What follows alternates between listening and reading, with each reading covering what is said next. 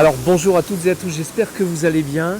Nouveau portrait d'initiative locale by Home. C'est l'épisode 6 sur la saison 3. Et aujourd'hui, j'ai le plaisir d'être reçu par quelqu'un qui est présent sur près de 115 communes dans le Finistère.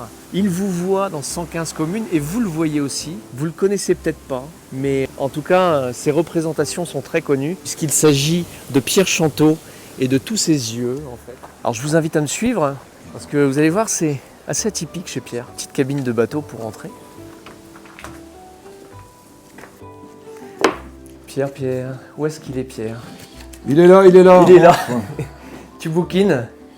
Je suis là, je t'attendais. Tu bouquines Pierre? Bonjour Pascal. Il a la poigne.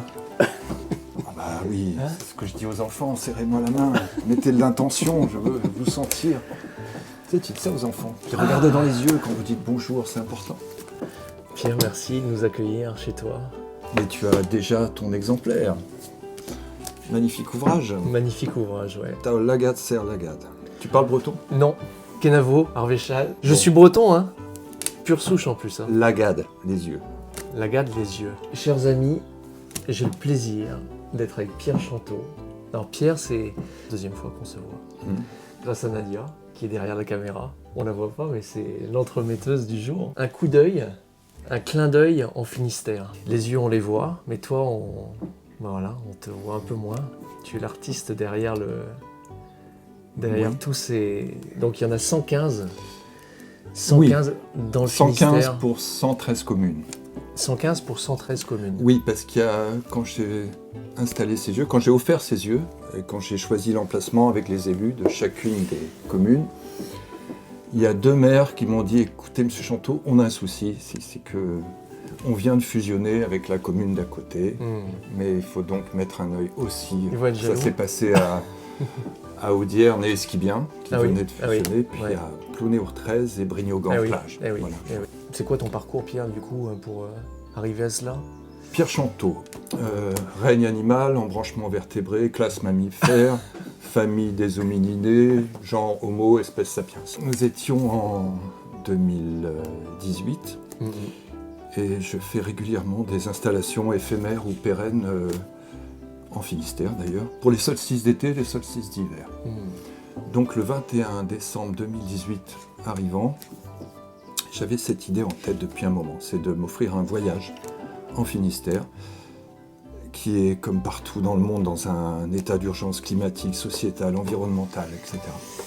Mais je voulais aller à la rencontre de ce pays qui est très particulier. On dit qu'on ne vient pas dans le Finistère par hasard. Bah oui, c'est le bout du bout. Ou le début de... Ou le début d'un autre bout. Je ne sais pas. Mais c'est particulier qu'on se rencontre aujourd'hui. Tu sais qu'il y a une éclipse. Il y a une éclipse aujourd'hui. On est le 8 avril 2024. Donc ce solstice d'hiver 21 décembre 2018 arrivant, j'avais cette idée en tête. Et donc... inspiré des yeux qui n'étaient pas à la proue des navires dans l'Antiquité. En fait, dans tout le bassin méditerranéen, souvent, dès qu'on a des images anciennes, de représentations de bateaux, de galères, de trirèmes, il y a souvent des grands yeux qui sont peints, qui étaient peints par les équipages à la proue du navire. Des yeux qu'on a dit apotropaïques, censés conjurer le mauvais sort. Je viens d'apprendre un nouveau mot. Apotropaïque. Tu le noteras tout à l'heure. Oui. Donc ces yeux étaient peints par les équipages pour censément se protéger des dangers de la navigation. Et comme on présente le Finistère comme étant à la proue de l'Europe, je trouvais que c'était une thématique et un symbole maritime assez fort. Notamment en cette période, comment on dit, compliquée, où il y a plein de questions qui se posent. Et comme je l'ai dit, voilà, poser un œil, c'est poser une question.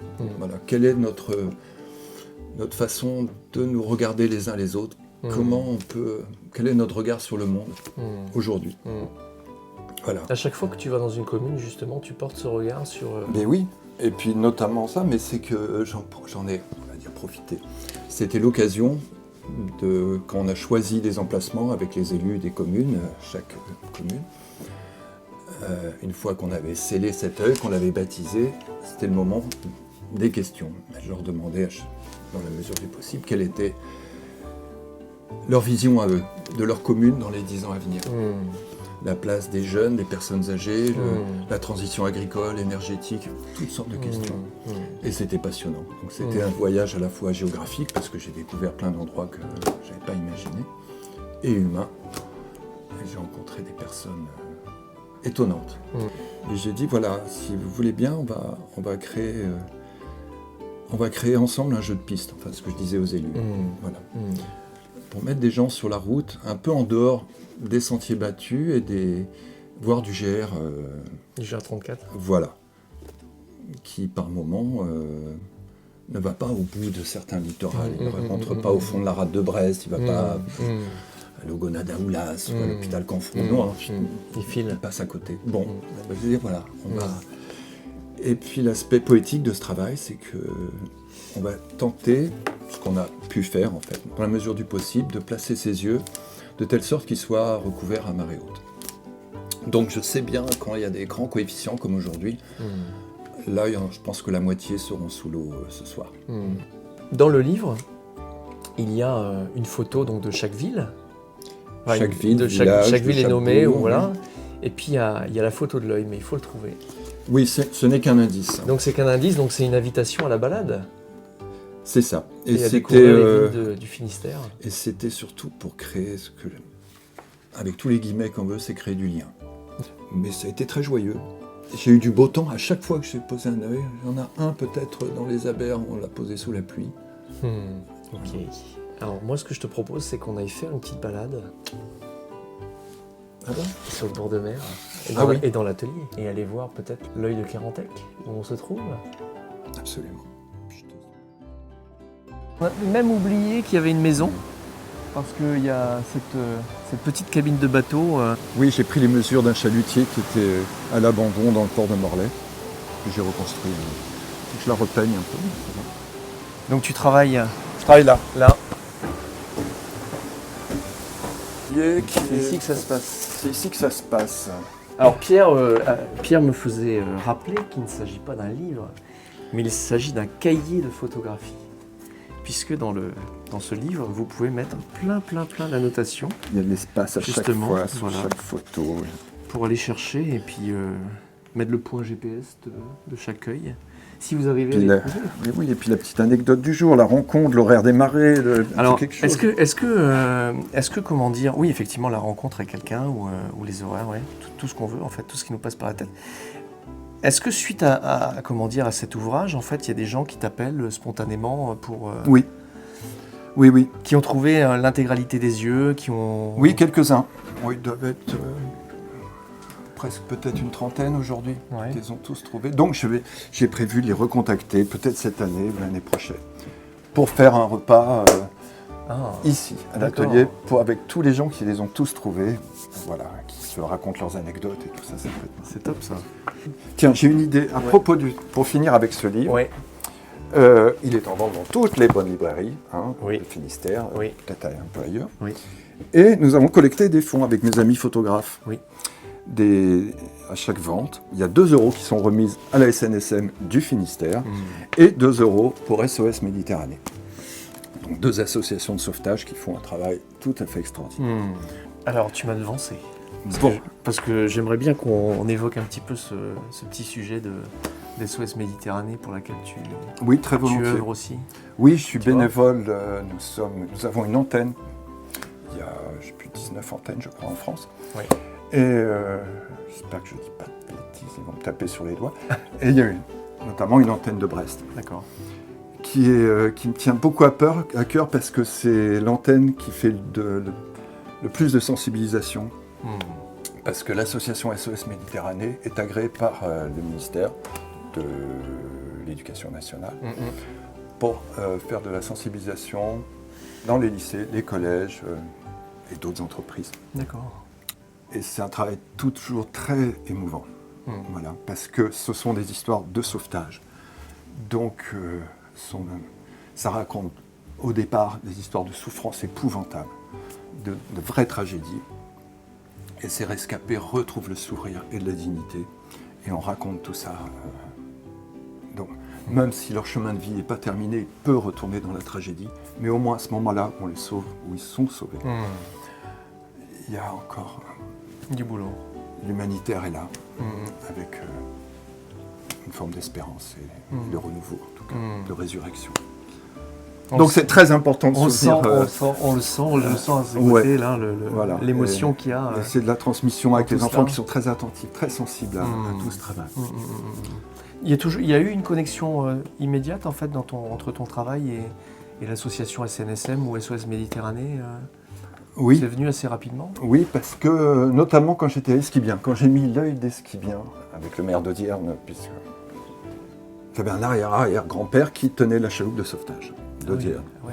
Ton arrière-grand-père t'a transmis les gènes. Mon grand-père à moi m'a donné la médaille en argent de son grand-père à lui. Ah. Et puis depuis, j'ai rencontré le contre-amiral d'Amelincourt, qui est responsable de la SNSM, qui est venu à l'atelier et qui est très sensible à ce modeste travail, parce que voilà, on collecte des fonds régulièrement qu'on transmet à la SNSM et à SOS. Voilà, le sauvetage en mer, c'est dans l'ADN des gens du Finistère. Je sais que il est hors de question de laisser quelqu'un se noyer sans intervenir. Ça n'est pas possible. Alors que la question se pose aujourd'hui, notamment un peu plus le bas. regard sur ce qu'on appelle des migrants, qui sont avant tout des naufragés, des rescapés, des survivants. Et le principe du sauvetage en mer, c'est un devoir et c'est une obligation dans les textes de loi du droit maritime international. Et ça, c'est en train d'être remis un peu en cause. Selon qui est en train de se noyer, c'est absolument épouvantable. Donc, mais je sais qu'en Finistère, ce n'est pas possible. Ça. Voilà, cet œil, c'est... Alors, c'est ça. Comment ça se passe? Ça se passe... ça commence par des centaines de bouteilles de verre, des bouteilles de vin. Vin blanc, vin à bulles, vin rouge. On est en Bretagne en même temps. Voilà. Et on coupe, j'aime bien les goulots, ce sont des beaux objets, des bouteilles. Tu mets des agates dedans, Voilà, des billes. Ah, c'est pas n'importe lesquels, Non. c'est des yeux de chat. C'est les yeux de chat. Voilà. C'est pas les agates, c'est les yeux de Des chat. billes qui sont collées, des billes en verre, qui sont collées dans chaque goulot. D'accord. Ensuite, une mosaïque qui est réalisée dans un gabarit, tiens, qui est là par exemple. Voilà, je prends tout ça. D'accord. On va prendre tous ces goulots. Après, il y a ce qu'on appelle ces isolateurs qui sont mis en haut des poteaux électriques. Là. Celui-là, par exemple, est transparent, mais le plus souvent, ils sont dans des tons verts comme ça. Je les coupe et je récupère ces deux parties. Voilà, pareil, c'est mis à l'envers. Bon, là, il n'y a pas... Tiens, celui-là, il a déjà sa pupille. Voilà, donc ça fait un iris qui est dans les tons verts. Cette pupille-là, on positionne ça à l'envers. Tous les goulots sont positionnés. Je mets des morceaux de faïence, de carrelage, de vaisselle cassée, etc. Des morceaux que je trouve sur les grèves, sur les plages. Voilà, c'est de la mosaïque. Mais c'est l'association de matériaux et d'objets différents sur lesquels je suis un peu intervenu. Donc ça touche à la fois le détournement d'objets, l'art brut, l'arte povera, comme on dit en Italie. Et là, ça donne quelque chose comme... On a des exemplaires, tiens, on va prendre du jaune. Hein, c'est aujourd'hui le jour du soleil. Donc voilà. Vous voyez, quand je le retourne, voilà. Okay. Hop. Donc tout ce que j'ai positionné se retrouve à plat, alors qu'il y a des morceaux d'épaisseur très différents. Voilà. C'est superbe. Et puis ça donne... Alors au début, je faisais des yeux tout blancs. Puis je me suis mis à mettre quelques couleurs. Et puis maintenant eh ben, il y en a des rouges, des oranges, des violets, des bleus, des verts, des jaunes, des gris. Donc ils étaient, au départ, ils sont destinés aux communes du Finistère. Oui. Et aujourd'hui, il y a aussi du particulier qui en demande pour chez eux. Voilà. Mais dès cette installation dans les communes, ça a été assez vite médiatisé. À chaque fois que je posais un œil, il y avait un article dans le journal ou sur France Télégramme. Donc ça finit par faire un petit peu, comme on dit, un peu le buzz. Et comme ces yeux étaient offerts aux communes, il y a des gens qui ont... C'est incroyable, il y a des gens qui ont été sensibles à ce travail. Qui m'ont appelé, ils m'ont dit « Monsieur Chanteau, mais vous faites tout ça gratuitement, c'est un... on a envie de vous soutenir pour que vous alliez au bout De la démarche. de la démarche. Vous ne pouvez pas passer tout ce temps-là, et puis ça nous touche. Et puis est-ce que vous accepteriez qu'on vous achète un œil pour le mettre chez nous? C'était pas prévu au départ, mais je dis pourquoi pas si. Et puis je me suis mis à en vendre un, puis 2, puis 10, puis 20, puis en fait chaque œil que j'ai offert aux communes aura été financé par un particulier. Bah oui. Depuis, ça continue. C'est une histoire qui m'a complètement échappé. Ouais, parce que ça fait Et maintenant 5 ans. Qui est 2019. vivante par tous ces promeneurs, tous ces gens qui Ah oui. les cherchent, qui les trouvent, qui les prennent en photo, qui m'appellent, qui me font part de leurs émotions, de leurs rencontres.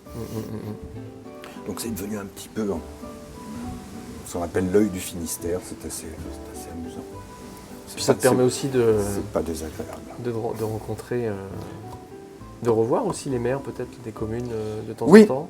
Eh ben, je vais retourner les voir parce que dans des activités un peu farfelues, il y a du théâtre. Oui. Je suis depuis l'année dernière sur scène avec un ami pianiste. C'est qui Un tu veux. texte qui est régulièrement mis en scène, qui s'appelle Novecento, pianiste. Un texte d'Alessandro Baricco, un auteur italien. Un texte merveilleux, c'est une histoire maritime, une histoire d'amitié maritime et musicale, qui se passe au début du XXe siècle sur un paquebot transatlantique. Tu as aussi une autre, c'est Ivre de comptoir, c'est ça? C'est comment Ivre virgule, Ivre poème au virgule. comptoir. Poème au comptoir, donc c'est de une l'impro. histoire, c'est pas de l'improvisation, c'est un spectacle de poésie. C'est pas simple la poésie. On va pas venir écouter de la poésie. Non. C'est un dialogue entre deux clients d'un bar qui ouvrent le journal du jour. L'un prend évidemment le télégramme, l'autre prend Ouest France. Et puis ils se lisent les faits divers, les grands titres, et ils basculent en poésie avec des textes qu'ils ont en tête. C'est un voyage poétique du journal, mais un voyage poétique de l'histoire de la poésie française. Ça fait Pierre de Ronsard, par exemple, des choses comme ça, jusqu'à des poètes actuels et toujours vivants, en passant par les Baudelaire, les Tristan Corbière, les Verlaine, les Victor Hugo, les Alfred de Vigny, de Musset, mais la poésie, elle transpire aussi. Dans l'écriture au sens large, il y a des textes de Desproges qui sont, pour moi, la poésie pure. Il y a des chansons de Gainsbourg qui sont, Et donc, notre voyage de lecture du journal du jour bascule sur en tout ça. poésie. Bon, peut-être qu'un de ces quatre à Landerneau, qui sait, avec des petites connexions, peut-être que ça pourrait se faire. Mais bien sûr.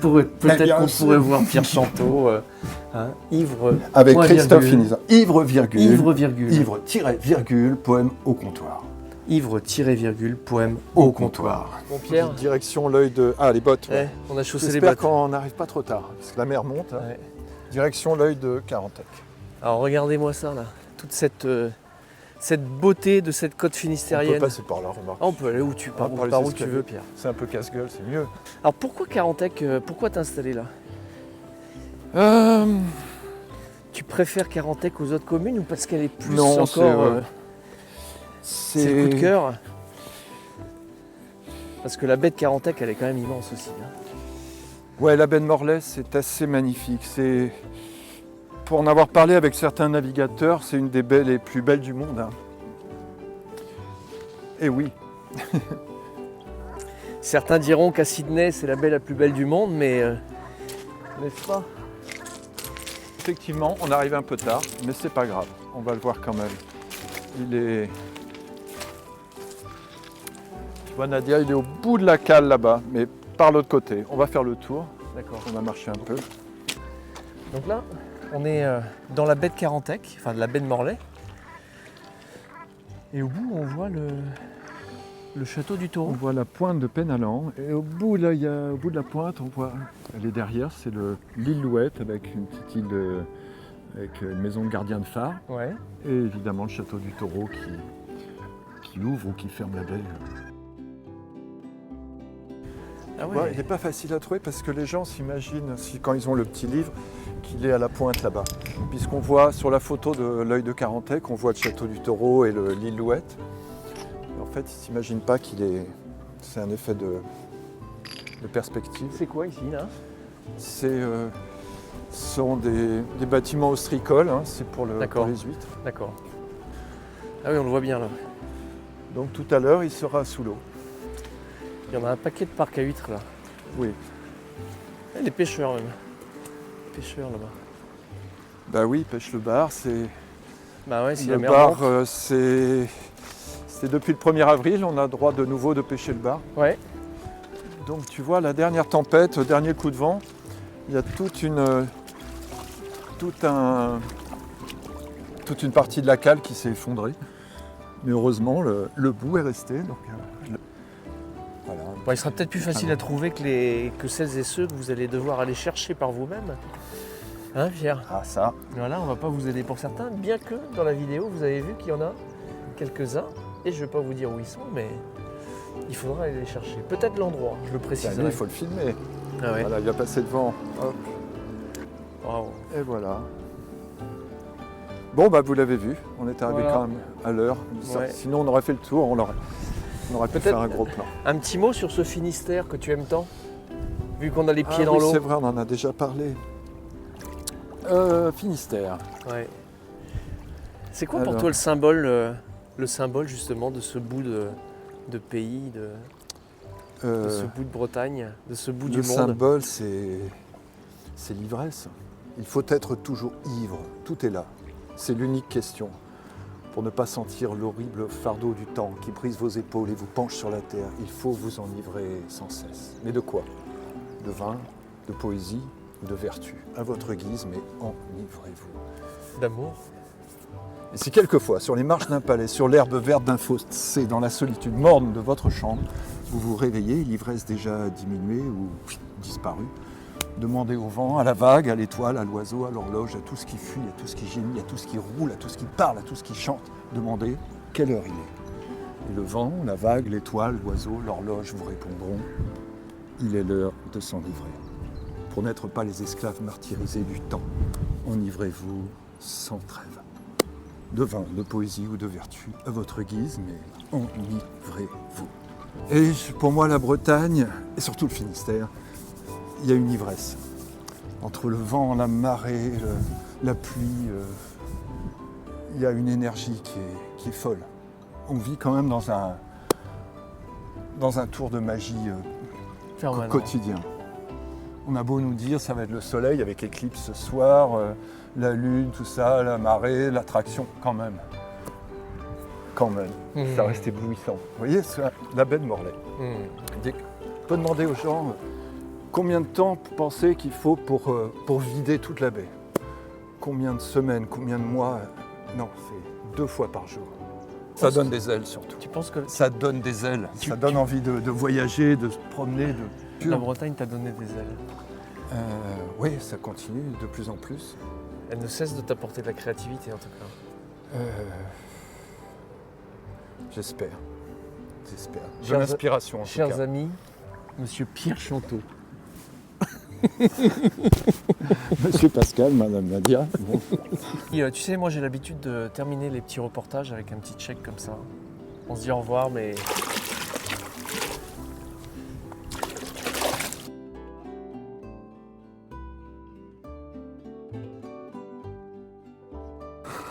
Merci Pierre.